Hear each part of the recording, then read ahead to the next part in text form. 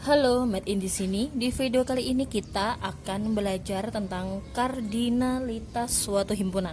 Nah, seperti biasa, sebelum masuk ke materi, bagi teman-teman yang belum subscribe, silahkan tekan tombol subscribe-nya dulu ya. Terima kasih. Oke, kardinalitas himpunan. Apa sih itu kardinalitas suatu himpunan? Jadi, kardinalitas himpunan adalah bilangan yang menyatakan banyaknya anggota dari suatu himpunan. Nah, banyaknya anggota ini dituliskan dengan N dalam kurung A. Nah, N ini menyatakan banyaknya ya. Banyaknya. Sedangkan A ini nama himpunannya. Nama himpunannya. Biasanya A-nya ini titik-titiknya ini ditulis dengan banyaknya himpunannya. Seumpamanya 5. Nah, ini ditulis dengan angka. Nah, kardinalitas sendiri itu ada 3. Yang pertama itu ada himpunan, saya singkat ya, hingga. Himpunan hingga itu apa? Himpunan hingga itu tertentu. Contohnya, himpunan anggota A itu adalah 1, 2, 3. Nah, dia dapat ditentukan ya. Contohnya lagi, anggota himpunan B itu banyaknya kelas 4 gitu. Nah, yang kedua itu adalah himpunan tak hingga. Himpunan tak hingga ini yang tidak bisa ditentukan, maksudnya tidak bisa dihitung. Contohnya, A itu anggota bilangan bulat positif nih, contoh 1, 2, 3. Bilangan bulat positif kan dimulai dari 1 ya, padahal bilangan bulat positif itu banyak sekali sampai berjuta-juta, beratus ribu. Nah, itu kan tidak bisa ditentukan atau tak hingga. Nah, yang ketiga itu ada himpunan kosong. Himpunan kosong sendiri itu dinotasikan kayak gini nih, 0 yang dicoret atau disilang.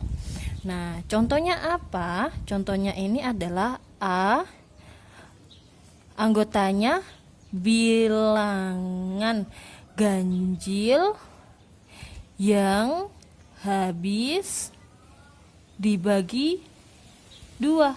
Adakah? Ada enggak itu bilangan ganjil yang habis dibagi 2? Tidak ada kan? Berarti dia termasuk himpunan kosong. Jadi paham ya tentang jenis-jenis himpunan. Oke, untuk memahami kardinalitas suatu himpunan, kita latihan contoh soal ya. Oke, contoh soal yang pertama. Jika A anggotanya 2, 4, 6, 8, 10, dan 12, maka NA banyaknya anggota A yaitu kita hitung 1, 2, 3, 4, 5, 6. Kita tulis angkanya ya. Kemudian contoh soal yang kedua. Nah, ini kan notasi pengurutan ya. Kalau ini kan notasi himpunan dengan notasi. Jika X di mana X kurang dari 13 dan X anggota bilangan prima. Kita ingat bilangan prima. Berarti nanti kita tulis dulu nih anggota bilangan X-nya apa saja. Bilangan prima berarti 2 yang kurang dari 13.